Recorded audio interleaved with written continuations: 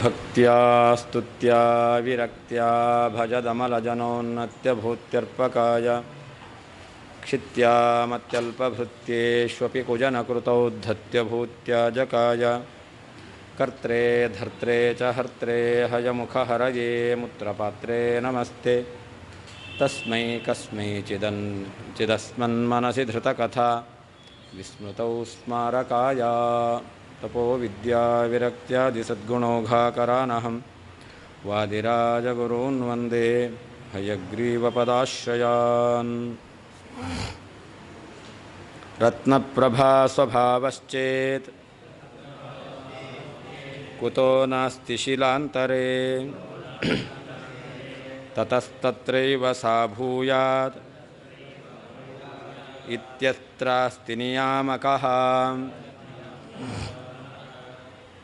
ಯಾರು ಸ್ವಭಾವದಿಂದ ಎಲ್ಲವೂ ನಡೆಯುತ್ತೆ ಅಂತ ಹೇಳ್ತಾ ಇದ್ದಾರಲ್ಲ, ಅಂತಹ ವ್ಯಕ್ತಿಗಳಿಂದಲೇ ಭಗವಂತ ಇದ್ದಾನೆ ಅನ್ನೋದನ್ನು ಒಪ್ಪಬೇಕು ಅಂತ ಒಪ್ಪಿಸ್ತಾ ಇದ್ದಾರೆ. ಯಾರು ಎಲ್ಲವೂ ಸ್ವಭಾವದಿಂದಲೇ ಆಗತ್ತೆ ಅಂತ ಹೇಳ್ತಾರೋ ಅವರು ಕೂಡ ಭಗವಂತನನ್ನು ಒಪ್ಪಲೇಬೇಕು. ಯಾಕೆ ಅಂತಂದರೆ ನೋಡಿ, ರತ್ನ ಅನ್ನೋದೇನದು? ಕಲ್ಲು. ರತ್ನದಲ್ಲೇನಿದೆ? ಒಳ್ಳೆ ಫಳಫಳ ಅಂತ ಹೊಳೆಯುವಂಥ ಪ್ರಕಾಶ ಇದೆ. ರತ್ನ ಏನದು?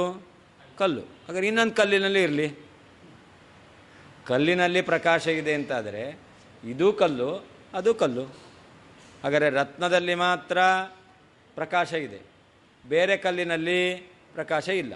ಸ್ವಭಾವ ಏನು? ಕಲ್ಲಿನ ಸ್ವಭಾವ ಹೊಳೆಯೋದು. ಹಾಗಾದರೆ ಕಲ್ಲಿನ ಸ್ವಭಾವ ಹೊಳೆಯೋದು ಅಂತಾದರೆ ಎಲ್ಲ ಕಲ್ಲು ಕೂಡ ಹೊಳಿಬೇಕಾಗಿತ್ತು. ಹಾಗಾದರೆ ಒಂದು ಕಲ್ಲು ಹೊಳೆಯುತ್ತೆ, ಇನ್ನೊಂದು ಕಲ್ಲು ಹೊಳೆಯೋದಿಲ್ಲ ಅಂತ. ಹಾಗಾದರೆ ಇದಕ್ಕೆ ಕಾರಣ ಏನು? ಹಾಗಾದರೆ ಕಲ್ಲಿನಲ್ಲಿ ಒಂದು ಕಲ್ಲು ಹೊಳೆಯುತ್ತೆ, ಇನ್ನೊಂದು ಕಲ್ಲು ಹೊಳೆಯಲ್ಲ ಅಂತಂದರೆ ಪುನಃ ನಿಯಾಮಕನಾಗಿ ಭಗವಂತ ಇರಲೇಬೇಕು. ಈ ಕಲ್ಲಿನಲ್ಲಿ ಭಗವಂತ ನಿಯಾಮಕನಾಗಿದ್ದು ಅಲ್ಲಿ ಪ್ರಭೆಯನ್ನು ಕೊಟ್ಟಿದ್ದಾನೆ, ಇನ್ನೊಂದು ಕಲ್ಲಿನಲ್ಲಿ ಭಗವಂತ ನಿಯಾಮಕನಾಗಿದ್ದು ಅದರಲ್ಲಿ ಪ್ರಭೆಯನ್ನು ಕೊಡಲಿಲ್ಲ ಅಂತ ಹೇಳಬೇಕಷ್ಟೇ ಹೊರತು ಏನು ಉತ್ತರ ಕೊಡ್ತೀರಾ? ಯಾರು ಎಲ್ಲವೂ ಸ್ವಭಾವದಿಂದ ಆಗತ್ತೆ ಅಂತ ಹೇಳ್ತಾರೋ ಹಾಗಾದರೆ ಕಲ್ಲಿನ ಸ್ವಭಾವ ಏನಾಗಬೇಕು? ಒಂದು ಹೊಳಿಬೇಕು, ಒಂದು ಹೊಳಿಬಾರ್ದು. ಕಲ್ಲಿನ ಸ್ವಭಾವ ಒಂದು ಹೊಳಿಬೇಕು, ಒಂದು ಹೊಳಿಬಾರ್ದು. ಆದರೆ ಹೊಳೆಯುತ್ತೆ, ಹೊಳೆಯಲ್ಲ, ಎರಡೂ ಕಲ್ಲಿನ ಸ್ವಭಾವ ವಿರುದ್ಧವಾದದ್ದಾಗುತ್ತಾ? ಇಲ್ಲ. ಹಾಗಾದರೆ ಒಂದು ಕಲ್ಲಿನಲ್ಲಿ ಹೊಳೆಯುವಿಕೆ ಇದೆ, ಇನ್ನೊಂದು ಕಲ್ಲಿನಲ್ಲಿ ಹೊಳೆಯುವಿಕೆ ಇಲ್ಲ. ಯಾಕೆ? ನಿಯಾಮಕನಾಗಿ ಭಗವಂತ ಇದ್ದಾನೆ ಅಂತ ಹೇಳಲೇಬೇಕು. ರತ್ನಪ್ರಭಾ, ರತ್ನದ ಕಾಂತಿಯು ಸ್ವಭಾವಶ್ಚೇತ್, ಕಲ್ಲಿನ ಸ್ವಭಾವ ಅಂತಾದರೆ, ಶಿಲಾಂತರೇ, ಬೇರೆಯ ಕಲ್ಲಿನಲ್ಲಿ, ಕುತಃ, ಯಾಕೆ, ಪ್ರಭಾ, ಆ ಪ್ರಕಾಶವು ಕಾಂತಿಯು ನಾಸ್ತಿ, ಇರುವುದಿಲ್ಲ. ತತಃ, ಆದ್ದರಿಂದ, ತತ್ರೈವ, ರತ್ನ ಎಂಬತಕ್ಕಂಥ ಶಿಲೆಯಲ್ಲಿಯೇ, ಸಾ, ಆ ಕಾಂತಿಯು, ಭೂಯಾತ್, ಇರುವಂತಾಗಲಿ, ಇತಿ, ಈ ಅತ್ರ ವಿಷಯದಲ್ಲಿಯೂ ಕೂಡ, ನಿಯಾಮಕಃ, ನಿಯಾಮಕನು, ಅಸ್ತಿ, ಇದ್ದಾನೆ.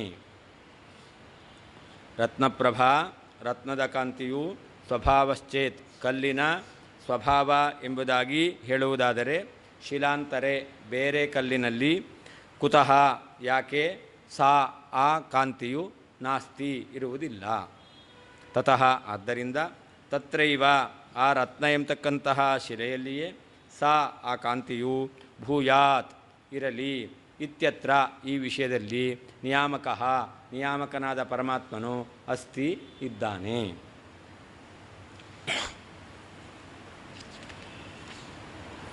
ಅಧುನಾ ಸ್ವಭಾವವಾದಿನೋ ಮುಖೇನೈವ ನಿಯಾಮಕಂ ಈಶ್ವರಂ ಸಾಧಯತಿ. ಯಾರು ವಸ್ತುವಿನ ಸ್ವಭಾವದಿಂದ ಎಲ್ಲ ಕಾರ್ಯ ನಡೆಯುತ್ತೆ ಅಂತ ಹೇಳ್ತಾ ಇದ್ದಾರೋ ಅವರು ಈಶ್ವರನನ್ನು ಒಪ್ಪಬೇಕು ಅಂತ ಅವರಿಂದಲೇ ಈಶ್ವರನನ್ನು ಒಪ್ಪಿಸ್ತಾ ಇದ್ದಾರೆ. ರತ್ನಸ್ಯಾಪಿ ಶಿಲಾತ್ವಾತ್, ರತ್ನವು ಒಂದು ಕಲ್ಲು, ತತ್ಪ್ರಭಾ ಶಿಲಾಸ್ವಭಾವಶ್ಚೇತ್, ಆ ಕಾಂತಿಯು ಕಲ್ಲಿನ ಸ್ವಭಾವ ಆಗಿದೆ ಅಂತಾದರೆ ಆಗ ಶಿಲಾಂತರೆ ಅಂದರೆ ರತ್ನ ಅತಿರಿಕ್ತ ಶಿಲಾಂತರೆ. ರತ್ನ ಬಿಟ್ಟು ಬೇರೆ ಕಲ್ಲಿನಲ್ಲಿ ತತ್ರೈವ ಆ ಪ್ರಭಾ ಸ್ಯಾತ್, ಕಾಂತಿ ಬರಬೇಕಾಗಿತ್ತು. ತತ್ರೈವ ಅಂದರೆ ರತ್ನರೂಪ ಶಿಲಾಯಾಮೇವ, ರತ್ನ ಎಂಬತಕ್ಕಂತಹ ಶಿಲೆಯಲ್ಲಿಯೇ ಪ್ರಭಾ ಕಾಂತಿ ಎಂಬತಕ್ಕಂಥದ್ದು ಇದೆ. ಯಾಕೆ? ತತ್ರ ನಿಯಾಮಕ, ಆ ವಿಷಯದಲ್ಲಿ ಪರಮಾತ್ಮನೇ ಇಲ್ಲಿರಲಿ, ಇಲ್ಲಿ ಬೇಡ ಅಂತ ನೇಮನ ಮಾಡ್ತಾನೆ. ಸ ಈಶ್ವರ ಏವ ಇತಿ ಭಾವ. ಯಾರು ಈ ಕಾಂತಿಯನ್ನು ಇಲ್ಲಿರಲಿ ಇಲ್ಲಿ ಬೇಡ ಅಂತ ನೇಮನ ಮಾಡ್ತಾನೋ ಅವನೇ ಪರಮಾತ್ಮ, ಅವನೇ ಈಶ್ವರ. ನಾರ್ಯೈಶ್ಚ ವಾರ್ಯಃ ಕಾರ್ಯೇಸೌ ಹರ್ಯೈಶ್ವರ್ಯೈರ್ಯವೀರ್ಯವಾನ್ ನಿರ್ದೈವಮೃಧ್ಯೈತಂ ವಿದ್ವಾನ್ ಕೋದ್ಯಾದದ್ಯಾಧಿ ಬೌದ್ಧವತ್. ಪರಮಾತ್ಮ ತನ್ನ ಸಾಮರ್ಥ್ಯದಿಂದ ಎಲ್ಲ ಕಾರ್ಯವನ್ನು ಮಾಡ್ತಾ ಇದ್ದಾನೆ. ಆದರೂ ಕೂಡ ವಸ್ತುಗಳ ಸ್ವಭಾವ ಇಲ್ಲ ಅಂತಲ್ಲ. ವಸ್ತುಗಳಿಗೆ ಒಂದು ಸ್ವಭಾವ ಎಂಬತಕ್ಕಂಥದ್ದು ಬಿಡಬೇಕು ಅಂತಿಲ್ಲ. ಆ ವಸ್ತುವಿನ ಸ್ವಭಾವ ಎಂಬತಕ್ಕಂಥದ್ದು ಇದ್ದೇ ಇದೆ. ಹಾಗಾದರೆ ಆ ಸ್ವಭಾವ ಇದೆಯಲ್ಲ, ಅದು ಭಗವಂತನ ಅಧೀನವಾಗಿದ್ದುಕೊಂಡು ಕಾರ್ಯವನ್ನು ಮಾಡ್ತಾ ಇದೆ. ಯಾವುದು ಸ್ವಭಾವ ಅಂತ ಹೇಳ್ತೇವೆ ಅದಿದೆ, ಆದರೆ ಅದು ಸ್ವತಂತ್ರವಾಗಿ ಇರೋದಲ್ಲ, ಅದನ್ನು ಬಿಡಬೇಕು ಅಂತನೂ ಅಲ್ಲ. ಭಗವಂತನ ಒಂದು ನಿಯಮನಕ್ಕೆ ಒಳಪಟ್ಟು ಭಗವಂತನ ಅಧೀನದಲ್ಲಿ ಆ ಸ್ವಭಾವ ಎಂಬತಕ್ಕಂಥದ್ದು ಕೆಲಸ ಮಾಡ್ತಾ ಇದೆ, ಹೊರತು ಅದು ಸ್ವತಂತ್ರವಾಗಿ ಕಾರಣ ಅಲ್ಲ. ಆದರೆ ಬೌದ್ಧರು ಏನು ಮಾಡ್ತಾರೆ? ಅವರು ಸ್ವತಂತ್ರವಾಗಿ ಸ್ವಭಾವವೇ ಕಾರಣ ಎಂಬುದಾಗಿ ಹೇಳ್ತಾರೆ. ನಾವು ಪರಮಾತ್ಮನನ್ನು ಒಪ್ತೇವೆ, ಸ್ವಭಾವವನ್ನು ಒಪ್ತೇವೆ. ಆದರೆ ಸ್ವಭಾವ ಪರಮಾತ್ಮ ಎರಡು ಯಾಕೆ? ಎಲ್ಲ ಪರಮಾತ್ಮ ಮಾಡಲಿ ಇಲ್ಲ, ಎಲ್ಲ ಸ್ವಭಾವದಿಂದ ಆಗಲಿ ಇಲ್ಲ. ಆಯಾ ಪದಾರ್ಥಗಳಲ್ಲಿ ಬೇರೆ ಬೇರೆ ರೀತಿಯಾಗಿರ್ತಕ್ಕಂತಹ ಕೆಲಸವನ್ನು ಮಾಡ್ತಕ್ಕಂಥ ಶಕ್ತಿ ಇದೆ. ಅದರಿಂದ ಆ ಪದಾರ್ಥದಲ್ಲಿ ಆ ಸ್ವಭಾವವನ್ನು ಒಪ್ಪಬೇಕು. ಆ ಸ್ವಭಾವ ಸ್ವತಂತ್ರವಾಗಿ ಕೆಲಸ ಮಾಡುತ್ತೆ ಅಂತ ಬೌದ್ಧರು ಹೇಳ್ತಾರೆ. ಆದರೆ ಆ ಸ್ವಭಾವ ಜಡ ಆದ್ದರಿಂದ ಅದಕ್ಕೆ ಸ್ವತಂತ್ರವಾಗಿ ಕೆಲಸ ಮಾಡ್ತಕ್ಕಂಥ ಸಾಮರ್ಥ್ಯ ಇಲ್ಲ. ಆದ್ದರಿಂದ ಪರಮಾತ್ಮ ಬೇಕು. ಹಾಗಾದರೆ ಸ್ವಭಾವವನ್ನು ಬಿಡೋದಿಲ್ಲ, ಪರಮಾತ್ಮನನ್ನು ಬಿಡೋದಿಲ್ಲ. ಹೀಗೆ ಪರಮಾತ್ಮನ ಅಧೀನದಲ್ಲಿ ಸ್ವಭಾವ ಇದ್ದುಕೊಂಡು ಆಯಾ ಕೆಲಸವನ್ನು ಮಾಡುತ್ತೆ ಎಂಬುದಾಗಿ ಹೇಳಬೇಕು. ಹರ್ಯೈಶ್ವರ್ಯ ಈರ್ಯವಾನ್, ಪರಮಾತ್ಮನ ಅಚಿಂತ್ಯ ಶಕ್ತಿಯಿಂದ ಪ್ರೇರಿತವಾದಂತಹ ವೀರ್ಯವಾನ್, ವೀರ್ಯವಾನ್ ಪ್ರೇರಿಸಲ್ಪಟ್ಟಂತಹ ಸಾಮರ್ಥ್ಯವುಳ್ಳಂತಹ ಅಸೌ, ಈ ಸ್ವಭಾವವು ಕಾರ್ಯದಲ್ಲಿ ಆರ್ಯೈಹಿ ಜ್ಞಾನಗಳಿಂದ ನವಾರ್ಯ ಬಿಡಲ್ಪಡತಕ್ಕದ್ದಲ್ಲ. ಸಾಮರ್ಥ್ಯ ಸ್ವಭಾವ ಇದೆಯಲ್ಲ ಅದನ್ನು ಬಿಡಬಾರ್ದು. ನಿರ್ದೈವಂ, ಈಶ್ವರ ನಿಯಮ್ಯವಲ್ಲ ಎಂಬತಕ್ಕಂತಹ ತಮ್ ಆ ಸ್ವಭಾವವನ್ನು ವೃದ್ಧಿ ಪೂರ್ಣತೆಗೋಸ್ಕರ ಅದ್ಯ ಈಗ ಕೋವಾ ವಿದ್ವಾನ್, ಯಾವ ವಿವೇಕಿಯು ಬೌದ್ಧವತ್ ಬೌದ್ಧನಂತೆ ಆದದ್ಯಾತ್ ಸ್ವೀಕಾರ ಮಾಡ್ತಾನೆ. ವಿವೇಕಿಯಾದವನು ಬೌದ್ಧನಂತೆ ಕೇವಲ ಸ್ವಭಾವವೇ ಎಲ್ಲ ಕಾರ್ಯವನ್ನು ಮಾಡುತ್ತೆ ಅಂತ ಹೇಳೋದಿಲ್ಲ. ಹಾಗಾದ್ರೆ ಏನರ್ಥ? ಪರಮಾತ್ಮ ನಿಯಾಮಕನಾಗಿ ಬೇಕು, ವಸ್ತುವಿನಲ್ಲಿ ಸ್ವಭಾವ ಇರಬೇಕು. ಇರುವ ಸ್ವಭಾವವನ್ನು ಕೆಲಸ ಮಾಡುವ ಹಾಗೆ ಮಾಡುವವನು ಪರಮಾತ್ಮ.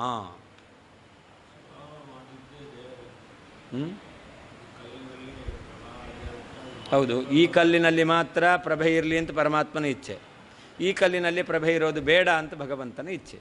ಆದ್ದರಿಂದ ಆ ರತ್ನದಲ್ಲಿ ಮಾತ್ರ ಪ್ರಭಾವ, ಅದು ಪ್ರಭೆ ಸ್ವಭಾವವಾಗಿರುತ್ತೆ. ಇತರ ಕಲ್ಲುಗಳಲ್ಲಿ ಪ್ರಭೆ ಎಂಬತಕ್ಕಂಥದ್ದು ಇರೋದಿಲ್ಲ. ಹೌದು, ಭಗವಂತನ ಇಚ್ಛೆಯಿಂದ ಆ ಸ್ವಭಾವ ಬಂದಿದೆ. ಇದು ಹೀಗೆ ಇರಬೇಕು ಅಂತ. ಎಲ್ಲ ರತ್ನನೇ ಆಗಿಬಿಟ್ಟಿದ್ರೆ ಅವಾಗ ಬಾತ್ರೂಮಿಗೆ ಕಲ್ಲು ಹಾಕೋದು ಯಾವುದು? ಹೌದಲ್ಲ? ಅದರಿಂದ ಬೇರೆ ಬೇರೆ ಕಲ್ಲುಗಳೆಲ್ಲ ಬೇಕು. ರತ್ನ ತೆಗೆದುಕೊಂಡು ಬೇಡ ಗುಂಡು ಕಲ್ಲು ಮಾಡಲಿಕ್ಕಾಗುತ್ತಾ? ಇಲ್ಲ. ಹಾಗಾದರೆ ಅರಿಲಿಕ್ಕೆ ಒಂದು ಕಲ್ಲು ಬೇಕು, ಅದು ಬೇರೆಯೇ ಕಲ್ಲಾಗಿರಬೇಕು. ಅದರಿಂದ ಬೇರೆ ಬೇರೆ ರೀತಿಯಾಗಿರ್ತಕ್ಕಂತಹ ಧರ್ಮಗಳಿರಬೇಕು. ಹರ್ಯೈಶ್ವರ್ಯೇರ್ಯ ವೀರ್ಯವಾನ್, ಭಗವಂತನ ಅಚಿಂತ್ಯದ್ಭುತ ಶಕ್ತಿಯಿಂದ ಪ್ರೇರಿತವಾಗಿರ್ತಕ್ಕಂತಹ ಸಾಮರ್ಥ್ಯವುಳ್ಳಂತಹ ಅಸೌ ಈ ಯಾವ ಸ್ವಭಾವವು ಕಾರ್ಯದಲ್ಲಿ ಆರ್ಯೈಹಿ ಜ್ಞಾನಿಗಳಿಂದ ನವಾರ್ಯ ತ್ಯಾಗ ಮಾಡಲ್ಪಡತಕ್ಕದ್ದಲ್ಲ. ನಿರ್ದೈವಂ ಈಶ್ವರ ನಿಯಮ್ಯವಲ್ಲ ಎಂಬತಕ್ಕಂತಹ ಆ ಸ್ವಭಾವವನ್ನು ವೃದ್ಧೈ ಪೂರ್ಣತೆಗೋಸ್ಕರ ಅದ್ಯ ಈಗ ಕೋವಾ ವಿದ್ವಾನ್ ಯಾವ ಜ್ಞಾನಿಯು ಬೌದ್ಧನಂತೆ ಆದದ್ಯಾತ್ ಸ್ವೀಕಾರ ಮಾಡಿಯಾನು ಮಾಡುವುದಿಲ್ಲ. ಏವಂ ಸರ್ವಸ್ಯಾಪಿ ಈಶ್ವರ ಕೃತತ್ವೇ ಪರೋದೀರಿತ ಸ್ವಭಾವಾದಿಕಂ ಕಿಂ ಸರ್ವಥಾ ನಾಪೇಕ್ಷಿತಂ. ಭಗವಂತನೇ ಎಲ್ಲದಕ್ಕೂ ಕರ್ತೃವಾಗಿದ್ದಾನೆ ಅಂತ ನೀವು ಹೇಳ್ತೀರಾ ಅಂತಾದರೆ ಆಗ ಇತರರು ಹೇಳುವಂತಹ ಸ್ವಭಾವ ಬೇಕೇ ಆಗಿಲ್ವಾ? ಸರ್ವಥಾ ನ ಅಪೇಕ್ಷಿತಂ, ಅದು ಬೇಕೇ ಆಗಿಲ್ವಾ? ಸರ್ವಥಾ ಬೇಡ ಅಂತ ಹೇಳ್ತೀರಾ ಅಂತಂದರೆ ನೇ ಇತ್ಯಾಹ ನ ಇತ್ಯಾಹ, ಇಲ್ಲ, ಆ ಸ್ವಭಾವವೂ ಬೇಕು. ಕೇವಲ ಸ್ವಭಾವವಲ್ಲ, ಪರಮಾತ್ಮನ ಪ್ರೇರಣೆಯೂ ಬೇಕು. ಕೇವಲ ಪರಮಾತ್ಮ ಮಾತ್ರ ಕರ್ತೃ ಅಲ್ಲ, ಸ್ವಭಾವವೂ ಬೇಕು. ಆ ಸ್ವಭಾವವನ್ನು ಒಪ್ಪಿ ಈಶ್ವರ ಕರ್ತೃತ್ವವನ್ನು ನಾವು ಹೇಳ್ತೇವೆ. ಹರ್ಯೈಶ್ವರ್ಯೇಣ ಈರ್ಯಂ ಅಂದರೆ ಪ್ರೇರ್ಯಂ, ಭಗವಂತನ ಅಚಿಂತ್ಯ ಅದ್ಭುತ ಶಕ್ತಿಯಿಂದ ಪ್ರೇರಿಸಲ್ಪಟ್ಟಂತಹ ವೀರ್ಯವಾನ್, ವೀರ್ಯಂ ಅಸ್ಯ ಅಸ್ತಿ ಅಂತ ಸಾಮರ್ಥ್ಯವುಳ್ಳದ್ದು ಇತಿ ಯಾವುದೋ ಅದು ಸ ತಥೋಕ್ತಃ. ಹರ್ಯೈಶ್ವರ್ಯೈರ್ಯ ವೀರ್ಯವಾನ್ ಅಂತ ಅದನ್ನು ಕರೀತಾರೆ. ಅಸೌ ಸ್ವಭಾವಾದಿತಿ ಅಥೌ ಸ್ವಭಾವಾದಿಹಿ, ಇದೆಲ್ಲವೂ ಕೂಡ ಸ್ವಭಾವ ಆದಿ, ಸ್ವಭಾವ ಕರ್ಮ ಅಂತೇನು ಹೇಳ್ತಾರಲ್ಲ, ಇದು ಬೇಕು. ನಿರ್ದೈವಂ ಅಂದರೆ ದೈವರಹಿತಂ, ನಿಯಾಮಕನಾದ ಪ್ರೇರಕನಾದ ಒಬ್ಬ ದೇವ ಬೇಕಾಗಿಲ್ಲ, ಸ್ವಭಾವ ತಾನೇ ಕೆಲಸ ಮಾಡುತ್ತೆ ಅಂತ. ದೈವ ಅನಧೀನಂ, ಭಗವಂತನ ನಿಯಮನಕ್ಕೆ ಒಳಪಡದೇ ಇರತಕ್ಕಂಥದ್ದು ಅಂತರ್ಥ. ಸ್ವಭಾವಂ, ಆ ಸ್ವಭಾವವನ್ನು ಕೋವಾ ಆದದ್ಯಾತ್, ಯಾವ ಜ್ಞಾನಿ ವಿವೇಕಿಯಾದವನು ಅದನ್ನು ಸ್ವೀಕಾರ ಮಾಡ್ತಾನೆ. ದೈವ ಪ್ರೇರಣೆ ಇಲ್ಲದೇ ಇರುವ ಸ್ವಭಾವವನ್ನು ವಿವೇಕಿಯಾದವನು ಸ್ವೀಕಾರ ಮಾಡೋದಿಲ್ಲ. ಅನಾದಾನೆ ವ್ಯತಿರೇಕ ದೃಷ್ಟಾಂತಮಾಹ ಅಂತ ಅವನು ಸ್ವೀಕಾರ ಮಾಡಲ್ಲ. ಅದಕ್ಕೆ ವ್ಯತಿರೇಕ ದೃಷ್ಟಾಂತ ಅನ್ವಯ ದೃಷ್ಟಾಂತ, ವ್ಯತಿರೇಕ ದೃಷ್ಟಾಂತ ಎರಡಿದೆ. ಎಲ್ಲಿ ಪರ್ವತ ವನ್ಯಮಾನ್ ಧೂಮಾತ್ ಅಂತ ತೆಗೆದುಕೊಂಡ್ರೆ ಎಲ್ಲಿ ಹೊಗೆ ಇರುತ್ತೋ ಅಲ್ಲಿ ಬೆಂಕಿ ಇರುತ್ತೆ, ಇದು ಅನ್ವಯ ದೃಷ್ಟಾಂತ. ಎಲ್ಲಿ ಬೆಂಕಿ ಇರಲ್ವೋ ಅಲ್ಲಿ ಹೊಗೆ ಇರಲ್ಲ ಅನ್ನೋದು ವ್ಯತಿರೇಕ ದೃಷ್ಟಾಂತ. ಹೇತು ಇದ್ದಲ್ಲಿ ಸಾಧ್ಯ ಇರಬೇಕು ಅಂತ ಹೇಳಿದ್ರೆ ಇದನ್ನು ಅನ್ವಯ ದೃಷ್ಟಾಂತ ಅಂತ ಹೇಳ್ತಾರೆ. ಸಾಧ್ಯಾಭಾವ ಇದ್ದಲ್ಲಿ ಹೇತ್ವಭಾವ ಇದೆ ಅಂತ ಹೇಳಿದ್ರೆ ಇದನ್ನು ವ್ಯತಿರೇಕ ದೃಷ್ಟಾಂತ ಅಂತ ಹೇಳ್ತಾರೆ. ಪ್ರಕೃತದಲ್ಲಿ ಬೌದ್ಧ ಇದಾನಲ್ಲ, ಅವನು ವ್ಯತಿರೇಕ ದೃಷ್ಟಾಂತ ಎಂದರೇನರ್ಥ? ಅವನು ದೇವರು ಬೇಕಾಗಿಲ್ಲ, ಸ್ವಭಾವ ಎಂಬತಕ್ಕಂಥದ್ದು ಕೆಲಸ ಮಾಡುತ್ತೆ ಅಂತ ಹೇಳ್ತಾನೆ. ಹೀಗೆ ಬೌದ್ಧ ಹೇಳುವ ಹಾಗೆ ದೇವರು ಬೇಕಾಗಿಲ್ಲ, ಸ್ವತಂತ್ರ ನಿಯಾಮಕ ಬೇಕಾಗಿಲ್ಲ, ಸ್ವಭಾವ ಕೆಲಸ ಮಾಡುತ್ತೆ ಎಂಬುದಾಗಿ ಯಾವ ವಿವೇಕಿ ಹೇಳ್ತಾನೆ ಅಂತ. ಎಲ್ಲ ವಿವೇಕಿಗಳು ಕೂಡ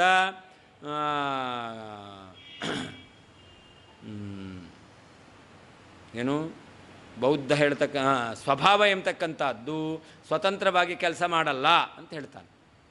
ವಿವೇಕಿಯಾದವನು ಸ್ವಭಾವವು ಸ್ವತಂತ್ರವಾಗಿ ಕೆಲಸ ಮಾಡೋದಲ್ಲ ಅಂತ ಹೇಳ್ತಾರೆ. ಇದಕ್ಕೆ ವಿರುದ್ಧವಾಗಿ ಹೇಳೋದು ಅಂತಂದರೆ ಬೌದ್ಧನು ಅವನು ಸ್ವಭಾವವು ಸ್ವತಂತ್ರವಾಗಿ ಕೆಲಸ ಮಾಡುತ್ತೆ ಅಂತ ಹೇಳ್ತಾನೆ. ಆದ್ದರಿಂದ ವಿವೇಕಿಯಾದವನು ಬೌದ್ಧನಂತೆ ಸ್ವಭಾವವು ಸ್ವತಂತ್ರವಾಗಿ ಕೆಲಸ ಮಾಡುತ್ತೆ ಅಂತ ಎಲ್ಲಿ ಹೇಳ್ತಾನೆ? ಹೇಳೋದಿಲ್ಲ ಅಂತ. ಯಥಾ ಬೌದ್ಧ ಆದದ್ಯಾತ್ ತಥಾ ಅನ್ಯ ನ ಕೋಪಿ ಇತಿ ಭಾವ. ಬೌದ್ಧ ಯಾವ ರೀತಿಯಲ್ಲಿ ಸ್ವಭಾವವೇ ಎಲ್ಲ ರೀತಿಯಾಗಿರ್ತಕ್ಕಂಥ ಕೆಲಸ ಮಾಡುತ್ತೆ ಅಂತ ಹೇಳ್ತಾನೋ ಆ ರೀತಿಯಲ್ಲಿ ವಿವೇಕಿಯಾದವನು ಸ್ವೀಕಾರ ಮಾಡೋದಿಲ್ಲ. ಕಿಂಚ ಅಂಗೀಕೃತೋಪಿ ಅಯಂ ಸ್ವಭಾವ ನ ಸಾಕ್ಷಾತ್ ತತ್ತತ್ಕಾರ್ಯೇಷು ಕಾರಣಂ.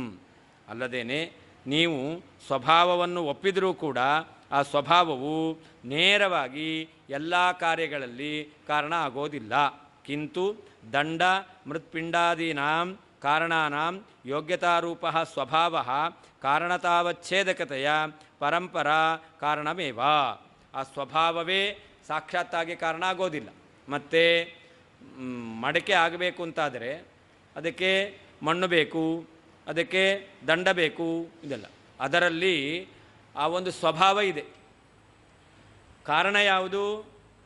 ಮಣ್ಣು ದಂಡ. ಸ್ವಭಾವ ಎಂಬತಕ್ಕಂಥದ್ದು ಅದು ಆ ವಸ್ತುವಿನಲ್ಲಿ ಇರುತ್ತೆ. ಆದ್ದರಿಂದ ಸ್ವಭಾವ ನೇರವಾಗಿ ಮಡಿಕೆಗೆ ಕಾರಣ ಅಲ್ಲ, ಕಾರಣವಾಗಿರ್ತಕ್ಕಂಥ ವಸ್ತುವಿನಲ್ಲಿ ಆ ಸ್ವಭಾವ ಎಂಬತಕ್ಕಂಥದ್ದು ಇರುತ್ತೆ ಅಷ್ಟೇ ಹೊರತು ಅದಕ್ಕೆ ಆ ಸ್ವಭಾವಕ್ಕೆ ಕಾರಣತ್ವ ಪರಂಪರೆಯ, ಕೇವಲ ಸ್ವಭಾವ ಎಂಬತಕ್ಕಂಥದ್ದು ಕಾರಣ ಆಗೋದಿಲ್ಲ. ಆದ್ದರಿಂದಾಗಿ ಪರಮಾತ್ಮನ ನಿಯಮ್ಯ ಪ್ರೇರಕತ್ವ ಎಂಬತಕ್ಕಂಥದ್ದು ಒಪ್ಪದೇನೆ ಸ್ವಭಾವಕ್ಕೆ ಸಾಕ್ಷಾತ್ತಾಗಿ ಕಾರಣತ್ವವನ್ನು ಹೇಳಲಿಕ್ಕೆ ಬರೋದಿಲ್ಲ. ಯಾವುದು ಕಾರಣ ಅಂತ ಹೇಳ್ತೀರೋ ಆ ಮಣ್ಣಾಗಿರಬಹುದು, ದಂಡ ಆಗಿರಬಹುದು, ಇದರಲ್ಲಿ ಸ್ವಭಾವ ಎಂಬತಕ್ಕಂಥದ್ದು ನೇರವಾಗಿ ಮಡಿಕೆಗೆ ಕಾರಣ ಅಲ್ಲ. ಮಡಿಕೆಗೆ ನೇರ ಕಾರಣ ಯಾವುದು? ಮಣ್ಣು. ಹಾಗಾದರೆ ಆ ಮಣ್ಣಿನಲ್ಲಿ ಮಡಿಕೆಯಾಗುವಂಥ ಸ್ವಭಾವ ಇದೆ. ಸ್ವಭಾವ ಇರೋದರಿಂದ ಆ ಮಣ್ಣು ಕಾರಣ ಆಯಿತು ಅಷ್ಟೇ ಹೊರತು ಕಾರಣ ಯಾವುದು? ಮಣ್ಣೆ, ಹೊರತು ಸ್ವಭಾವ ಅಲ್ಲ. ಅದರಿಂದಾಗಿ ಸ್ವಭಾವಕ್ಕೆ ನೇರವಾಗಿ ಕಾರಣತ್ವ ಎಂಬತಕ್ಕಂಥದ್ದಿಲ್ಲ, ಪರಂಪರೆಯ ಕಾರಣತ್ವ ಇರುತ್ತೆ. ಈಗ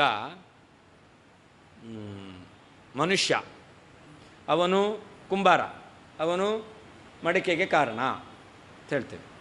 ಮಡಿಕೆಗೆ ಕಾರಣ ಯಾರು? ಕುಂಬಾರ. ಆ ಕುಂಬಾರನಿಗೆ ಕಾಲಿರುತ್ತೆ, ಕಾಲು. ಆ ಕಾಲು ಮಡಿಕೆಗೆ ಕಾರಣನಾ? ಕುಂಬಾರ ಕಾಲುಳ್ಳವನ ಆಗಿರ್ತಾನೆ. ಹಾಗೆಯೇ ಮಣ್ಣು ಎಂಬತಕ್ಕಂಥದ್ದು ಮಡಿಕೆಗೆ ಕಾರಣ. ಆ ಸ್ವಭಾವ ಎಂಬತಕ್ಕಂಥದ್ದು ಇರುತ್ತೆ. ಆದ್ದರಿಂದ ಅದು ಪರಂಪರೆಯ ಕಾರಣ ಆಗತ್ತಷ್ಟೇ ಹೊರತು ಕೇವಲ ಆ ಸ್ವಭಾವ ಎಂಬತಕ್ಕಂಥದ್ದು ಸಾಕ್ಷಾತ್ತಾಗಿ ಕಾರಣ ಆಗೋದಿಲ್ಲ.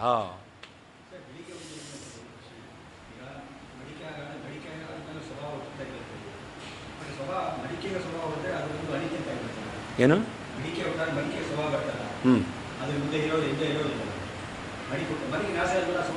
ಹೌದು ಹೌದು. ಹಾಂ ಹಾಂ, ಇಲ್ಲ, ಮಣ್ಣು ಹೋದಾಗ ಸ್ವಭಾವ ಹೋಗುತ್ತೆ. ಅದೇ ಜೀವನಿಗೆ ಎರಡು ಇದೆ. ಸ್ವರೂಪಭೂತವಾದ ಸ್ವಭಾವ ಒಂದಿದೆ, ಇನ್ನೊಂದು ಅವನಿಗೆ ಪ್ರಭಾವದಿಂದ ಬಂದಿರತಕ್ಕಂಥ ಸ್ವಭಾವ ಇದೆ. ಎರಡಿದೆ. ಹಾಂ, ಸ್ವಾಭಾವಿಕ ಬೇರೆ, ಅವನಲ್ಲಿರತಕ್ಕಂತಹ ಧರ್ಮಗಳನ್ನು ಸ್ವಭಾವ ಅಂತ ಹೇಳ್ತೇವೆ. ಆ ಸ್ವಭಾವ ಅದು ನಿತ್ಯವೇ ಆಗಿರಬೇಕು ಇಲ್ಲ. ಈಗ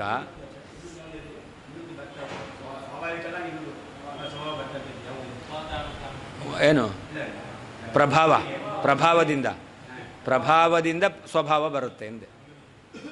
ಈಗ ಪ್ರಭಾವದಿಂದ ಒಂದು ಗುಣಗಳು ಬರುತ್ತೆ. ಒಳ್ಳೆ ವ್ಯಕ್ತಿ ಕೆಟ್ಟ ವ್ಯಕ್ತಿಯ ಸಹವಾಸ ಮಾಡ್ದ, ಅಥವಾ ಕೆಟ್ಟ ವ್ಯಕ್ತಿ ಯಾವತ್ತೂ ಸಂಧ್ಯಾವನೆ ಮಾಡ್ತಿರಲಿಲ್ಲ, ಅಂತಹ ವ್ಯಕ್ತಿ ಅವನು 4 ಒಳ್ಳೆಯ ಜನರ ಜೊತೆ ಸೇರಿಕೊಂಡ, ಅವಾಗೇನು ಮಾಡ್ತಾನೆ? ಅವನು ಒಳ್ಳೆಯ ಕೆಲಸ ಮಾಡ್ತಾನೆ. ಆವಾಗ ಅದು ಪ್ರಭಾವದಿಂದ ಅವಾಗ ಅನಿಸುತ್ತೆ, ದಿವಸ ಮಾಡ್ತಾ ಇದ್ದಾನಲ್ಲ, ಅವಾಗೇನು ಅನಿಸುತ್ತೆ? ಸ್ವಭಾವ ಅಂತ ಅನಿಸುತ್ತೆ. ಆಮೇಲೆ ಮಾಡ್ಲಿಕ್ಕೆ ಪ್ರಾರಂಭ ಮಾಡಿದವನು ಸಾಯೋ ತನಕ ಬಿಡಲೇ ಇಲ್ಲ. ಮೊದಲು ಮಾಡ್ತಾನೆ ಇರಲಿಲ್ಲ, ಪ್ರಾರಂಭ ಮಾಡ್ದ, ಆಮೇಲೆ ಬಿಡಲೇ ಇಲ್ಲ, ಅವಾಗೇನು ಹೇಳ್ತೀರಾ? ಹಾಂ, ಅದು ಪ್ರಭಾವದಿಂದ ಸ್ವಭಾವ, ಸ್ವಭಾವದಿಂದ ಅಲ್ಲ. ಹಾಂ ಹಾಂ. ಹಾಗೆ ಯಾವುದು ಸ್ವಭಾವ ಅಂತ ಹೇಳ್ತೇವೋ ಅದು ನಿತ್ಯವೇ ಆಗಿರಬೇಕಾಗಿಲ್ಲ. ನಿತ್ಯದ ಸ್ವಭಾವ ನಿತ್ಯ, ಅನಿತ್ಯದ ಸ್ವಭಾವ ಅನಿತ್ಯ. ಮಡಿಕೆ ಅನಿತ್ಯ, ಅದರ ಸ್ವಭಾವ ಅನಿತ್ಯ. ಮಣ್ಣು ಅನಿತ್ಯ, ಮಣ್ಣಿನ ಸ್ವಭಾವ ಅನಿತ್ಯ. ಆಕಾಶ ನಿತ್ಯ, ಆಕಾಶದ ಸ್ವಭಾವ ನಿತ್ಯ.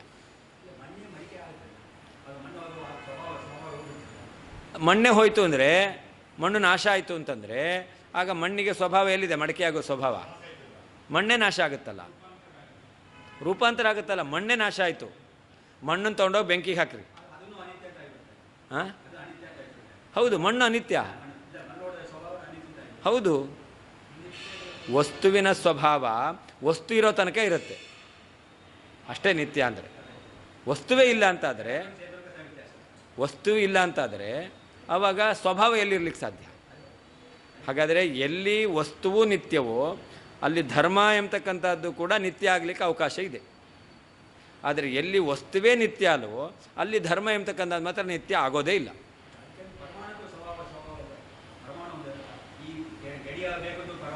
ಹೌದು, ಇಲ್ಲ, ಹೌದು. ಈಗ ನೀರಿನ ಪರಮಾಣು ಇದೆ, ನೀರಿನ ಪರಮಾಣುಗಳಿಂದ ಸ್ಥೂಲವಾದ ನೀರಾಗುತ್ತೆ, ನೀರಿನ ಪರಮಾಣುವಿನಿಂದ ಬೆಂಕಿ ಆಗಲ್ಲ. ಹಾಗಾದರೆ ಆ ಪರಮಾಣುವಿನಲ್ಲಿ ಸ್ವಭಾವ ಇದೆ, ಅದು ಆ ಪರಮಾಣು ನಿತ್ಯ, ಆ ಸ್ವಭಾವವು ನಿತ್ಯ. ಆದರೆ ಹೌದು. ಈಗ ಮಣ್ಣಿನಲ್ಲಿ ಅಥವಾ ಮಡಿಕೆಯಲ್ಲಿ ನೀರನ್ನು ಹಿಡಿಸಿಕೊಳ್ಳುವಂಥ ಸ್ವಭಾವ ಇದೆ. ಮಡಿಕೆ ಹುಟ್ಟಿದಾಗ ಆ ಸ್ವಭಾವ ಹುಟ್ಟಿತು, ಮಡಿಕೆ ನಾಶ ಆದಾಗ ಅದು ನಾಶ ಆಯಿತು. ಅಂದರೆ ನಿತ್ಯದಲ್ಲಿರುವ ಸ್ವಭಾವ ನಿತ್ಯ, ಅನಿತ್ಯದಲ್ಲಿರುವ ಸ್ವಭಾವ ಅನಿತ್ಯ.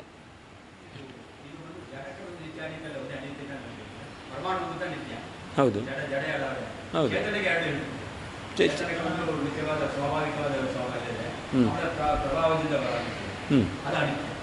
ಹೌದು.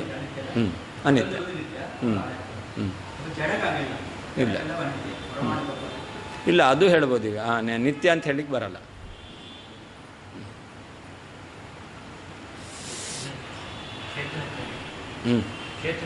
ಚೇತನಕ್ಕೆ ನಿತ್ಯವಾದದ್ದು ಇದೆ, ಪ್ರಭಾವದಿಂದ ಅನಿತ್ಯವಾದದ್ದು ಬರುತ್ತೆ. ನಿತ್ಯವಾದದ್ದು ಇದೆ, ಪ್ರಭಾವದಿಂದ ಅನಿತ್ಯವಾದದ್ದು ಬರುತ್ತೆ. ಹಾಗೆ ಜಡದಲ್ಲಿ ಆಗಬೇಕಾದ್ರೆ ಅದು ಅನಿತ್ಯ ಅಂತಾದರೆ ಅದಕ್ಕೆ ಅನಿತ್ಯವಾದದ್ದೇ ಇರೋದು, ನಿತ್ಯ ಅಂತಾದರೆ ನಿತ್ಯವಾದದ್ದೇ ಇರುತ್ತೆ.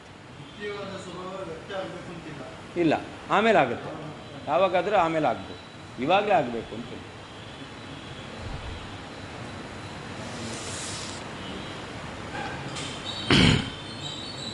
ಕಿಂಚಾಚೇತನ ಮಾತ್ರಸ್ಯ ಸ್ವಭಾವೋನ್ಯನಿಯಮ್ಯತ ಅತೋ ಭವಸ್ವಭಾವೇನ ಪ್ರಭುರಾವಿರ್ಬಭೂವ ಮೇ.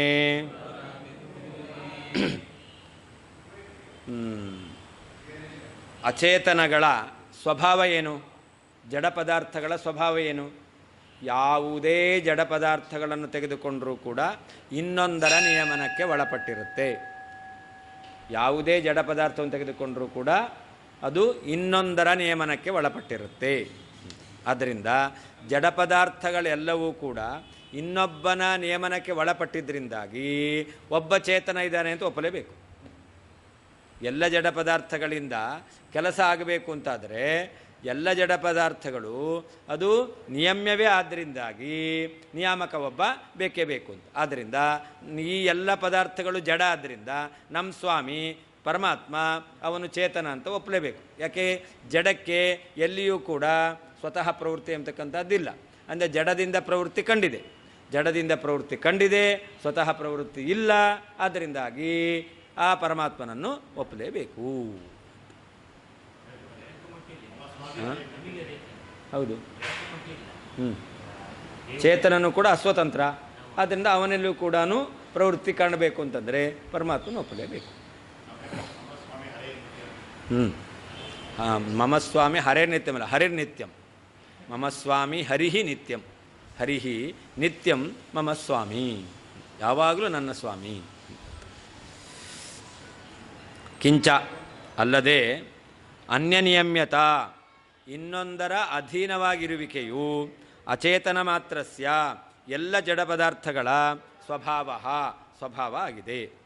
ಅತಃ ಆದ್ದರಿಂದ ಭವಸ್ವಭಾವೇನ ನಿನ್ನ ಸ್ವಭಾವದಿಂದಲೇ ಮೇ ನನ್ನ ಪ್ರಭು ಸ್ವಾಮಿಯಾದಂತಹ ಪರಮಾತ್ಮನು ಆವಿರ್ಬಭೂವ ಅಭಿವ್ಯಕ್ತನಾದನು. ನಿನ್ನ ಸ್ವಭಾವ ಜಡ ಆಗಿದೆ, ಜಡ ಎಲ್ಲವೂ ಕೂಡ ಅನ್ಯನಿಯಮ್ಯ. ಹಾಗಾದರೆ ಜಡಕ್ಕೆ ಒಬ್ಬ ನಿಯಾಮಕ ಬೇಕು, ಆ ನಿಯಾಮಕ ನಮ್ಮ ಸ್ವಾಮಿ ಪರಮಾತ್ಮ ಅಂತ ಹೇಳ್ತೇವೆ.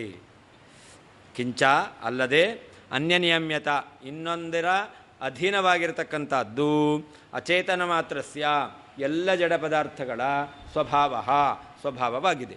ಅತಃ ಆದ್ದರಿಂದ ಭವಸ್ವಭಾವೇನ ನೀನು ಹೇಳ್ತಕ್ಕಂಥ ವಸ್ತುಗಳ ಜಡ ಎಂಬತಕ್ಕಂಥ ಸ್ವಭಾವದಿಂದ ಮಮ ಸ್ವಾಮಿ ಮೇ ಪ್ರಭು ನಮ್ಮ ಸ್ವಾಮಿಯಾದಂತಹ ಪರಮಾತ್ಮನು ಆವಿರ್ಬಭೂವ ವ್ಯಕ್ತನಾದ.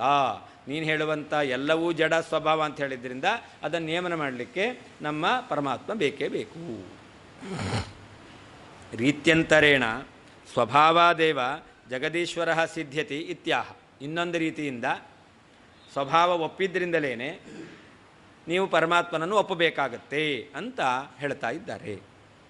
ಯತಃ ಅಚೇತನ ಮಾತ್ರಸ್ಯ ಅನ್ಯನಿಯಮ್ಯತಾ ಸ್ವಭಾವ, ಯಾವುದು ಜಡವೋ ಅದು ಇನ್ನೊಂದರ ನಿಯಮನಕ್ಕೆ ಒಳಪಟ್ಟೇ ಇರುತ್ತೆ. ಅತಃ ಆದ್ದರಿಂದ ತಥಾಚ ಸ್ವಭಾವ ಕರ್ಮಾದ್ಯಚೇತನಸ್ಯೈವ ಅನ್ಯನಿಯಮ್ಯತ್ವ ಸ್ವಭಾವಾದೇವ ಅಂತ. ಸ್ವಭಾವ ಕರ್ಮ ಮೊದಲಾಗಿರ್ತಕ್ಕಂಥ ಅಚೇತನ ಜಡವಾದದ್ದಿದೆಯಲ್ಲ, ಅದಕ್ಕೆ ಅನ್ಯನಿಯಮ್ಯತ್ವ ಸ್ವಭಾವ. ಇನ್ನೊಬ್ಬರ ನಿಯಮನಕ್ಕೆ ಒಳಪಟ್ಟಿದೆ ಎಂಬತಕ್ಕಂಥದ್ದು ಅದರ ಸ್ವಭಾವ ಆಗಿರೋದ್ರಿಂದ ಮೇ ಪ್ರಭು ನಮ್ಮ ಸ್ವತಂತ್ರನಾದಂತಹ ನಿಯಾಮಕನಾದ ಪರಮಾತ್ಮನು ಆವಿರ್ಬಭುವ ಅಂದರೆ ಸಿದ್ಧನಾಗ್ತಾನೆ. ಅದನ್ನು ನಿಯಮನ ಮಾಡಲಿಕ್ಕೆ ಪರಮಾತ್ಮ ಬೇಕು ಇತ್ಯರ್ಥ. ಸ್ವಭಾವವಾದಿನಾಪಿ ತ್ವಯಾ ಸ್ವಭಾವಸ್ಯಾಪಿ ರಕ್ಷಣೀಯತ್ವಾತ್ ಇತಿ ಭಾವ ಅಂತ. ನೀನು ಸ್ವಭಾವವಾದಿ, ಎಲ್ಲವೂ ಸ್ವಭಾವದಿಂದ ಆಗುತ್ತೆ ಅಂತ. ಹಾಗಾದರೆ ಆ ಸ್ವಭಾವದ ಸ್ವಭಾವ ಇದೆಯಲ್ಲ, ಅದನ್ನೇನು ರಕ್ಷಣೆ ಮಾಡಲೇಬೇಕು. ಸ್ವಭಾವದ ಸ್ವಭಾವ ಏನು? ಈ ಜಡ ಪದಾರ್ಥಗಳು ಅದು ಜಡ. ಆ ಜಡಗಳ ಸ್ವಭಾವ ಏನು? ಇನ್ನೊಂದರಿಂದ ನಿಯಮನಕ್ಕೆ ಒಳಪಟ್ಟದ್ದು, ಇನ್ನೊಂದರ ನಿಯಮನಕ್ಕೆ ಒಳಪಟ್ಟದ್ದು. ಅದನ್ನ ಸ್ವಭಾವ ನೀನು ಒಪ್ತೀಯ. ಆ ಎಲ್ಲ ಜಡ ಪದಾರ್ಥಗಳು ಸ್ವಾಭಾವಿಕವಾಗಿ ಕೆಲಸ ಮಾಡ್ತಾವೆ ಅಂತ ಅದರಲ್ಲಿ ಸ್ವಭಾವವನ್ನು ಹೇಳ್ತೀಯ. ಆ ಸ್ವಭಾವ ಏನಾಗಿದೆ? ಜಡ ಆಗಿದೆ. ಅಂದರೆ ಜಡಕ್ಕೆ ಏನು ಒಪ್ಪಬೇಕು? ಅನ್ಯ ನಿಯಮತೆ ಅಂತಕ್ಕಂಥ ಸ್ವಭಾವ, ಅದನ್ನು ನೀನು ಒಪ್ಪಲೇಬೇಕು. ಅದರಿಂದ ಜಡ ಪದಾರ್ಥಗಳಿಗೆ ನಿಯಾಮಕನಾಗಿ ಪರಮಾತ್ಮ ಇದ್ದಾನೆ ಅಂತ ನೀನು ಒಪ್ಪಬೇಕು. ಸಚಸ್ವೇಚ್ಛಾನುಸಾರೇಣ ತತ್ತದ್ವಸ್ತು ತಥಾ ತಥಾ ತನುತೆ ತೇಷು ಚಾಪ್ಯೇಕಂ ಉಚ್ಚಂ ನೀಚಂ ಕರೋತಿ ಚ. ಆ ಪರಮಾತ್ಮ ಸ್ವತಂತ್ರನಾದ ಪರಮಾತ್ಮ ತನ್ನ ಇಚ್ಛೆಗೆ ಅನುಗುಣವಾಗಿ ತತ್ತದ್ವಸ್ತು ತಥಾ ತಥಾ ಆಯಾ ವಸ್ತುಗಳನ್ನು ಹಾಗೆ ಮಾಡ್ತಾನೆ. ಎಷ್ಟು ರೀತಿಯಾದಂತಹ ತರಕಾರಿ ಇದೆ, ಎಲ್ಲ ತರಕಾರಿ ಒಂದೇ ರೀತಿ ಇದ್ದಿದ್ರೆ ದಿವಸ ಬೋರ್ ಆಗ್ತಾ ಇತ್ತು ಅಲ್ವಾ? ಅದರಿಂದ ಏನು ಮಾಡ್ದ? ತರಕಾರಿ ಅಂತ ಕರಿತೇವೆ, ಆದರೆ ಆಯಾ ತರಕಾರಿ ತಥಾ ಆಯಾ ರೀತಿಯಲ್ಲಿ ಪರಮಾತ್ಮ ತನ್ನ ಇಚ್ಛೆಗೆ ಅನುಗುಣವಾಗಿ ಮಾಡ್ತಾನೆ. ಬೆಂಡೆಕಾಯಿ ಹಾಗೇ ಇರಬೇಕು, ಹುರುಳಿಕಾಯಿ ಹಾಗೇ ಇರಬೇಕು, ಮೆಣಸಿನಕಾಯಿ ಹಾಗೇ ಇರಬೇಕು. ಹೀಗೆ ಇದೆಲ್ಲವೂ ಕೂಡ ನಾವು ವೆಜಿಟೇಬಲ್ ಅಂತ ಕರಿಬಹುದು, ಆದರೆ ಆಯಾ ವಸ್ತುಗಳನ್ನು ಹಾಗೆ ಮಾಡ್ತಾನೆ. ಅಷ್ಟೇ ಅಲ್ಲ, ತೇಷು ಚ ಏಕಂ ಉಚ್ಚಂ ಏಕಂ ನೀಚಂ ಕರೋತಿ ಚ. ಆ ಪದಾರ್ಥಗಳಲ್ಲೂ ಕೂಡ ಒಂದನ್ನು ದೊಡ್ಡದು ಒಂದನ್ನು ಸಣ್ಣದು ಅಂತ ಮಾಡ್ತಾನೆ. ಎಲ್ಲವನ್ನು ಲೋಹ ಅಂತ ಕರಿತೇವೆ. ಕಬ್ಬಿಣ ಲೋಹ, ಸ್ಟೀಲು ಲೋಹ, ಅಥವಾ ಸ್ಟೀಲು ಕಬ್ಬಿಣ ಒಂದೇ ಅಂತ ಇಟ್ಕೊಳ್ಳಿ. ತಾಮ್ರ ಲೋಹ, ಬೆಳ್ಳಿ ಲೋಹ, ಬಂಗಾರ ಲೋಹ, ಎಲ್ಲವೂ ಲೋಹ. ಆದರೆ ಬಂಗಾರ ಎಂಬತಕ್ಕಂಥ ಲೋಹ ಉಚ್ಚಂ, ಅದನ್ನು ತುಂಬ ಉತ್ತಮವನ್ನಾಗಿ ಮಾಡಿದ್ದಾನೆ. ಕಬ್ಬಿಣ ಎಂಬತಕ್ಕಂಥದ್ದು ಲೋಹ, ಅದನ್ನು ಪರಮಾತ್ಮ ನೀಚಂ. ಹೀಗೆ ಒಂದನ್ನು ಉತ್ತಮವನ್ನಾಗಿಯೂ ಒಂದನ್ನು ಕೆಳದರ್ಜೆಯದನ್ನಾಗಿಯೂ ಕೂಡ ಪರಮಾತ್ಮ ಮಾಡ್ತಾನೆ. ಹೀಗೆ ಆ ಪರಮಾತ್ಮ ತನ್ನ ಇಚ್ಛೆಗೆ ಅನುಗುಣವಾಗಿ ಅವನು ಎಲ್ಲ ಪದಾರ್ಥಗಳನ್ನು ಸೃಷ್ಟಿ ಮಾಡಿದ್ದಾನೆ. ಅಂದ ಮಾತ್ರಕ್ಕೆ ಪರಮಾತ್ಮನ ದೋಷ ಚಿಂತನೆಗೆ ಅವಕಾಶ ಇಲ್ಲ. ಅವನ ಮಹಿಮೆ ಅಂಥದ್ದು. ಪರಮಾತ್ಮ ಇಷ್ಟೆಲ್ಲ ಪದಾರ್ಥಗಳನ್ನು ಇಷ್ಟು ವೈಚಿತ್ರ್ಯವುಳ್ಳದ್ದನ್ನಾಗಿ ನಿರ್ಮಾಣ ಮಾಡಲಿಕ್ಕೆ ಬೇಕಾದ ಸಾಮರ್ಥ್ಯ ಉಳ್ಳವನು. ಬಹುಚಿತ್ರ ಜಗತ್ ಬಹುಧಾಕರಣಾತ್ ಪರಶಕ್ತಿರನಂತ ಗುಣ. ಪರಶಕ್ತಿ ಅನಂತ ಗುಣ. ಪರಮಾತ್ಮನಿಗೆ ಅಪಾರವಾದ ಶಕ್ತಿ ಇದೆ, ಅನಂತ ಗುಣವುಳ್ಳವನು ಅಂತ ಸಿದ್ಧವಾಗುತ್ತೆ. ಯಾಕೆ? ಇಷ್ಟೆಲ್ಲ ವಿಚಿತ್ರವಾಗಿರ್ತಕ್ಕಂತಹ ಪದಾರ್ಥಗಳನ್ನು ಸೃಷ್ಟಿ ಮಾಡಿದ್ದಾನೆ. ಎಲ್ಲರೂ ಮನುಷ್ಯರೇ, ಆದರೆ ಮನುಷ್ಯತ್ವ ಅಂತ ಲಕ್ಷಣ ಇದೆ, ಒಬ್ಬನಾಗಿ ಇನ್ನೊಬ್ಬ ಇಲ್ಲ. ಅವ್ರವ್ರ ಫೋಟೋ ನೋಡ್ಕೊಳ್ಳಿ ನಾನು ಅಂತಾರೆ. ಯಾವ್ರಿಗ ಡೌಟ್ ಬರುತ್ತೆ ಇದು ನಾನಲ್ಲ ಇನ್ನೊಬ್ಬ ಅಂತ? ಹಾಗಾದ್ರೆ ಎಲ್ರಿಗೂ ಇರೋದು ಮುಖದಲ್ಲಿರೋದು ಕಣ್ಣು ಕಿವಿ ಮೂಗು ಬಾಯಿ ಇಷ್ಟೇ. ಆದರೆ ಎಷ್ಟು ವೈಚಿತ್ರ್ಯವನ್ನು ಭಗವಂತ ಮಾಡಿದ್ದಾನೆ ಅಂತ. ಅದರಲ್ಲಿ ಒಬ್ಬ ಸುಂದರ, ಒಬ್ಬ ಕುರೂಪಿ, ಏನು ಬೇಕಾರಾಗಿರು, ಉಚ್ಚಂ ಕರೋತಿ ನೀಚಂ ಕರೋತಿ. ಹಾಗಾದರೆ ಒಬ್ಬನನ್ನು ಸೌಂದರ್ಯವುಳ್ಳವನನ್ನಾಗಿ ಮಾಡ್ದ, ಇನ್ನೊಬ್ಬನನ್ನು ಸೌಂದರ್ಯ ಇಲ್ಲದವನನ್ನಾಗಿ ಮಾಡ್ದ ಭಗವಂತನ ಇಚ್ಛೆಯಿಂದ ಅಂತ. ಹೀಗೆ ಇಷ್ಟೆಲ್ಲ ಮಾಡುವಂಥ ಸಾಮರ್ಥ್ಯ ಭಗವಂತನಿಗಿದೆ ಅಂತ. ಎಲ್ಲರೂ ಮನುಷ್ಯರೇ, ಆದರೆ ಯಾರು ಒಬ್ಬರ ಥರ ಇನ್ನೊಬ್ಬರು ಇಲ್ಲ. ಎಷ್ಟೇ ತುಂಬ ಹೇಳ್ತಾರಲ್ಲ ಟ್ವಿನ್ಸ್ ಅಂತ, ಅವರಲ್ಲಿ ಹೋಲಿಕೆ ಇರ್ಬೋದು, ಆದರೂ ಕೂಡ ವ್ಯತ್ಯಾಸ ಗೊತ್ತಾಗುತ್ತೆ. ಅಪ್ಪ ಅಮ್ಮಂಗೆ ಅವನು ಯಾರು ಇವನು ಯಾರು ಅಂತ ಗೊತ್ತಾಗುತ್ತೆ, ಉಳಿದವ್ರಿಗೆ ಬೇಕಾದ್ರೆ ಗೊತ್ತಾಗದೇ ಇರ್ಬೋದು. ಆದರೆ ಆ ಟ್ವಿನ್ಸ್ ಅಂತ ಹೇಳೋರೆಲ್ಲೂ ಕೂಡ ಭಗವಂತ ಏನೋ ಒಂದು ವ್ಯತ್ಯಾಸವನ್ನು ಮಾಡೇ ಇರ್ತಾನೆ. ಇದೆಲ್ಲ ತನ್ನ ಇಚ್ಛೆಯಿಂದ ಮಾಡ್ತಾನೆ ಭಗವಂತ. ಹಾಗಾದರೆ ಯಾವ ವಸ್ತು ಯಾವ್ಯಾವ ರೀತಿಯಲ್ಲಿರಬೇಕೋ ಆ ರೀತಿಯಲ್ಲಿ ಭಗವಂತ ಮಾಡ್ತಾನೆ ಅಂತ. ಸಚ ಆ ಸ್ವತಂತ್ರನಾಗಿರ್ತಕ್ಕಂತಹ ಪರಮಾತ್ಮನು ಸ್ವೇಚ್ಛಾನುಸಾರೇಣ ತನ್ನ ಇಚ್ಛೆಗೆ ಅನುಗುಣವಾಗಿ ತತ್ತದ್ವಸ್ತು ಆಯಾ ಪದಾರ್ಥಗಳನ್ನು ತಥಾ ಯಾವ ರೀತಿಯಲ್ಲಿ ಇರಬೇಕೋ ಆ ರೀತಿಯಲ್ಲಿ ತನುತೆ ಮಾಡುತ್ತಾನೆ.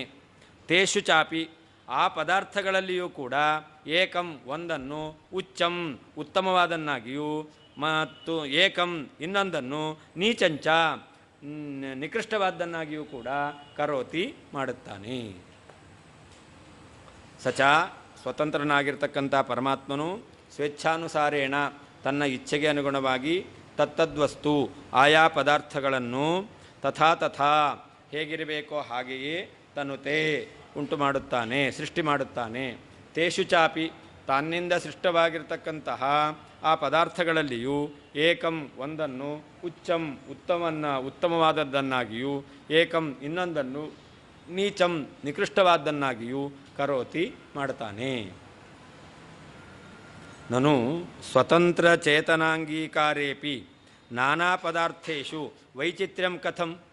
ಸ್ವತಂತ್ರನಾದ ಪರಮಾತ್ಮ ಒಬ್ಬನೇ ಈ ಎಲ್ಲ ಜಗತ್ತನ್ನು ಎಲ್ಲ ಜೀವಿಗಳನ್ನು ಸೃಷ್ಟಿ ಮಾಡಿದ್ದಾನೆ ಅಂತಾದರೆ ಈ ಪದಾರ್ಥಗಳಲ್ಲಿ ಈ ಜೀವಿಗಳಲ್ಲಿ ವೈಚಿತ್ರ್ಯ ಯಾಕೆ ಅಂತ ಪ್ರಶ್ನೆ ಮಾಡಿದ್ರೆ ಅದಕ್ಕೆ ಹೇಳ್ತಾರೆ ಸಚಾ ಆ ಪರಮಾತ್ಮನು ಅಂತ.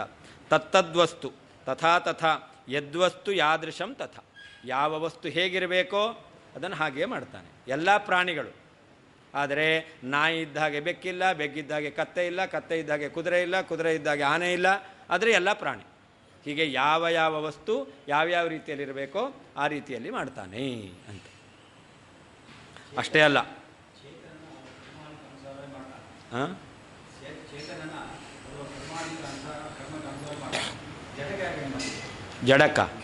ಜಡಕ್ಕೆ ಅದರಿಂದ ಜೀವನಿಗೆ ಏನೇನು ಲಾಭ ಪ್ರಯೋಜನ ಆಗಬೇಕೋ ಆ ಜೀವನ ಪುಣ್ಯವನ್ನು ಇಟ್ಕೊಂಡು ಆ ಪದಾರ್ಥವನ್ನು ಏನು ಮಾಡಿರ್ತಾನೆ. ಅದರಿಂದ ಆ ಜಡ ಪದಾರ್ಥ ಯಾರ ಮನೆಯಲ್ಲಿ ಮುತ್ತು ರತ್ನ ಇವುಗಳಿಂದಲೇ ಮನೆಯೆಲ್ಲ ನಿರ್ಮಾಣ ಮಾಡಬೇಕು ಅಂತಿರುತ್ತೋ ಹಾಗಾದ್ರೆ ಅವನಿಗೆ ಆ ಶ್ರೀಮಂತಿಗೆ ಕೊಟ್ಟಿದ್ನಲ್ಲ, ಅದಕ್ಕೋಸ್ಕರ ಅಂತಹ ಬೆಲೆ ಬಾಳುವಂಥ ಕಲ್ಲುಗಳನ್ನು ಸೃಷ್ಟಿ ಮಾಡ್ದ. ಅದೇ ಇಲ್ಲ ಅಂದರೆ ಇವನು ದುಡ್ಡಿಂದ ಅವನೇನು ಮನೆ ಮಾಡ್ಕೊಳ್ತಿದ್ದ. ಹಾಗಾದರೆ ಅವನ ಪುಣ್ಯ, ಅದರಿಂದ ಅವನಿಗೆ ಆಗ್ತಕ್ಕಂಥ ಆರ್ಥಿಕ ಲಾಭ ಎಲ್ಲ ಅವನೇ ಮಾಡ್ತಾನೆ.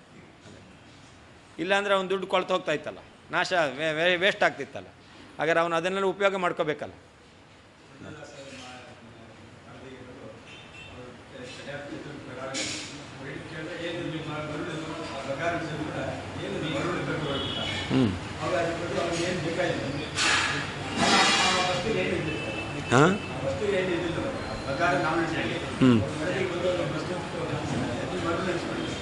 ಯಾರು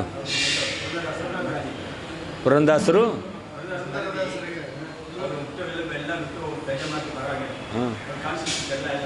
ಸರಿ, ಅದು ಯಾರಿಗೆ ಬೇಕು ಅಂತ ಅನಿಸುತ್ತೋ ಅವರಿಗೆ ಅದರಲ್ಲಿ ಮಹತ್ವ ಕೊಡ್ತಾನೆ, ಯಾರಿಗೆ ಬೇಡ ಅಂತ ಅನಿಸುತ್ತೋ ಅಂಥವನಿಗೆ ಮಹತ್ವ ಕೊಡಲ್ಲ.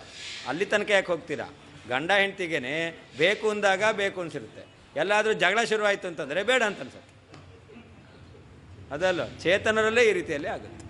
ನೋಡಿದಾಗೆಲ್ಲ ಸಿಟ್ಟು ಬರ್ತಿರುತ್ತೆ, ಬೇಕು ಅಂತಂದಾಗ ಏನು ತಪ್ಪು ಮಾಡಿದ್ರು ಕೂಡ ಬೇಕು ಅಂತಿರುತ್ತೆ, ಆಗಿರುತ್ತೆ. ಅದೆಲ್ಲ ಭಗವಂತ ಮಾಡ್ತಾನೆ, ಅದು ಕರ್ಮಕ್ಕೆ ಅನುಗುಣವಾಗಿ ಮಾಡ್ತಾನೆ.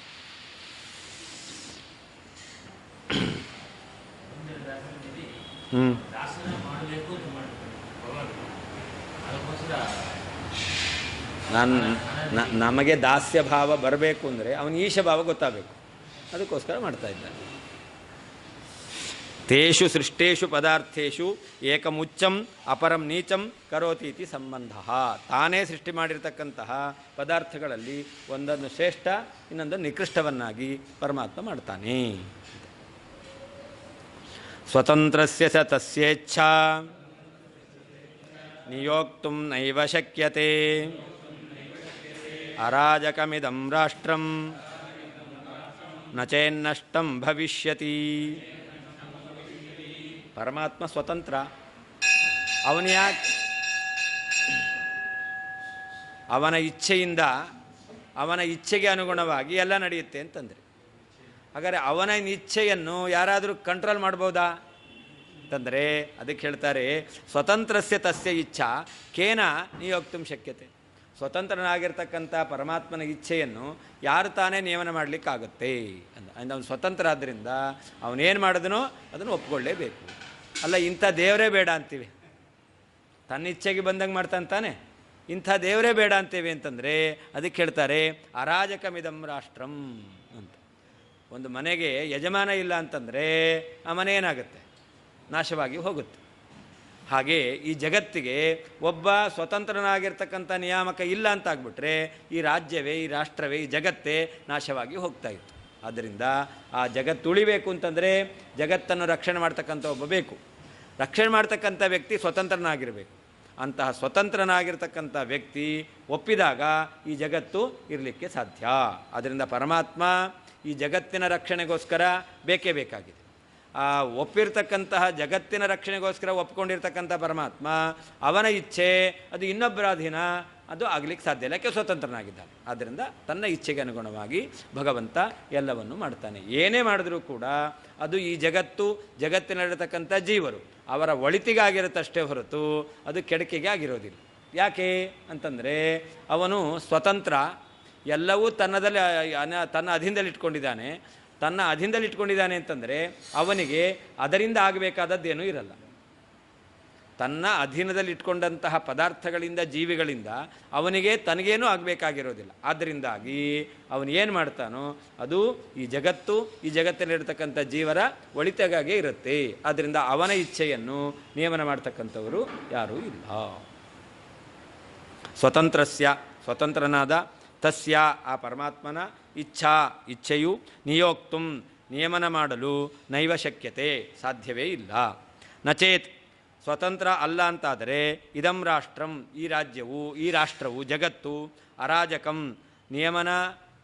ನಿಯಾಮಕ ಇಲ್ಲದೇನೆ ನಷ್ಟಂ ನಾಶವಾದದ್ದು ಭವಿಷ್ಯತಿ ಆಗುತ್ತದೆ. ಸ್ವತಂತ್ರನಾಗಿರ್ತಕ್ಕಂತಹ ತಸ್ಯ ಆ ಪರಮಾತ್ಮನ ಇಚ್ಛೆಯು ನಿಯೋಕ್ತು ನಿಯಮನ ಮಾಡಲು ನೈವ ಶಕ್ಯತೆ ಸಾಧ್ಯವಾಗುವುದಿಲ್ಲ. ನಚೇತ್ ಸ್ವತಂತ್ರನಾಗಿರ್ತಕ್ಕಂತಹ ಪರಮಾತ್ಮನು ಇಲ್ಲ ಅಂತಾದರೆ ರಾಷ್ಟ್ರಂ ಜಗತ್ತು ಅರಾಜಕಂ ನಿಯಾಮಕನಿಲ್ಲದೇನೆ ನಷ್ಟಂ ನಾಶವಾದದ್ದು ಭವಿಷ್ಯತಿ ಆಗ್ತಾ ಇತ್ತು. ಆ ಪರಮಾತ್ಮ ಈ ಜಗತ್ತಿನ ರಕ್ಷಣೆಗೋಸ್ಕರ ಇದ್ದಾನೆ. ಅಂತಹ ಸ್ವತಂತ್ರನಾದ ಪರಮಾತ್ಮನನ್ನು ಒಪ್ಪಲೇಬೇಕು. ನಾನು ಏವಂ ಕುತಃ ಕರೋತಿ, ಪರಮಾತ್ಮ ತನ್ನ ಇಚ್ಛೆಗೆ ಅನುಗುಣವಾಗಿ ಆಯಾ ವಸ್ತುವನ್ನು ಬೇರೆ ಬೇರೆ ರೀತಿಯಾಗಿರ್ತಕ್ಕಂತಹ ಸ್ವರೂಪವುಳ್ಳದ್ದನ್ನಾಗಿ ಮಾಡಿ ಅವುಗಳಲ್ಲಿ ಉಚ್ಚ ನೀಚ, ಉತ್ತಮವಾದದ್ದು ಕನಿಷ್ಠವಾದಂತ ಯಾಕೆ ಮಾಡ್ತಾನೆ? ಇತ್ಯತಃ ಅದಕ್ಕೆ ಹೇಳ್ತಾ ಇದ್ದಾರೆ ಸ್ವತಂತ್ರಸ್ಯ, ಅವನು ಸ್ವತಂತ್ರ, ಅವನನ್ನು ಕೇಳುವವರು ಯಾರೂ ಇಲ್ಲ. ಸ್ವತಂತ್ರ ಇಚ್ಛಾಯ ನಿಯಂತುಂ ಅಶಕ್ಯತ್ವಾತ್, ಯಾರು ಸ್ವತಂತ್ರರಾಗಿದ್ದಾರೋ ಅವರ ಇಚ್ಛೆಯನ್ನು ನಿಯಮನ ಮಾಡಲಿಕ್ಕೆ ಆಗೋದಿಲ್ಲ. ಇತಿ ಲೌಕಿಕ ಪ್ರವಾದಾತ್ ಇತಿ ಭಾವ. ಲೋಕದಲ್ಲಿಯೂ ಕೂಡ ಸ್ವತಂತ್ರ ಇಚ್ಛೆ ಇರುವರ ಹೊಂದಿದ್ದಾರೋ ಅವರ ಇಚ್ಛೆಯನ್ನು ನಿಯಮನ ಮಾಡಲಿಕ್ಕಾಗೋದಿಲ್ಲ ಎಂಬುದಾಗಿ ಲೋಕದಲ್ಲಿಯೂ ಕೂಡ ಈ ಮಾತು ಎಂಬತಕ್ಕಂಥದ್ದು ಸಿದ್ಧವಾಗಿದೆ. ನಾವು ಹೇಳ್ತೇವಲ್ಲ ಅವನು ಸ್ವತಂತ್ರ, ಅವನು ಯಾರು ಕೇಳೋದು? ಹೇಳ್ತೇವ ಇಲ್ಲ? ಹಾಂ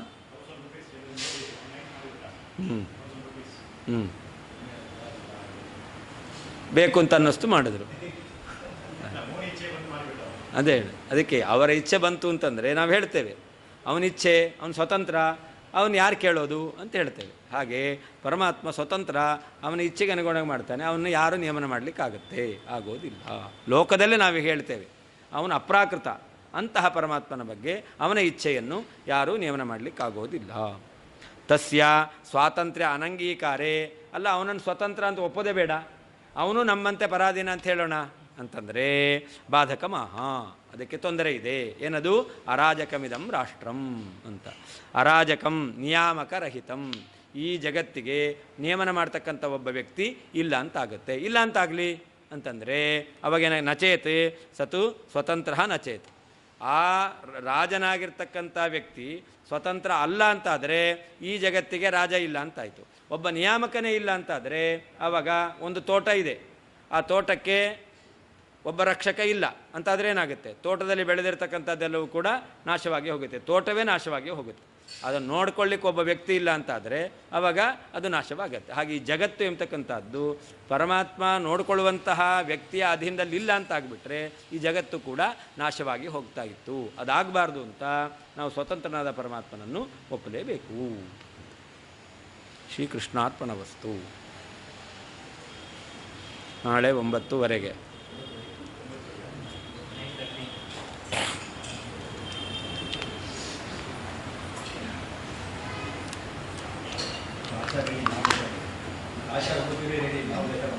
ಹಾಂ.